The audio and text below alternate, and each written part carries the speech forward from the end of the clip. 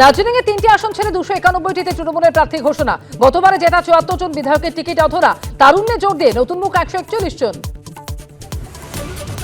উত্তরপাড়ায় কল্যাণপুত্র শিখে ছিল না কাঞ্চনের। বড়নগরে শান্তিকা, ব্যারাকপুরে রাজ, সোনারপুর দক্ষিণে লাভলি, চণ্ডীপুর থেকে করিমপুরে সোহম।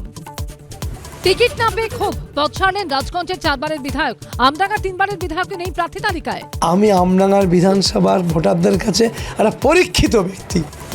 48 ঘন্টার মধ্যেই পুলিশ প্রশাসনের আমূল বদল। অপসারিত উত্তরবঙ্গের আইজি, দক্ষিণবঙ্গের এডিজি, 4 সিপি। উত্তরবঙ্গের এডিজির দায়িত্বে এলেন জয়রামন।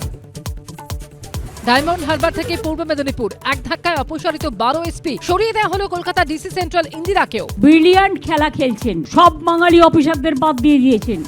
পুলিশ প্রশাসনে পরপর অপসারণ। আসছেন 400-রও বেশি পর্যবেক্ষক।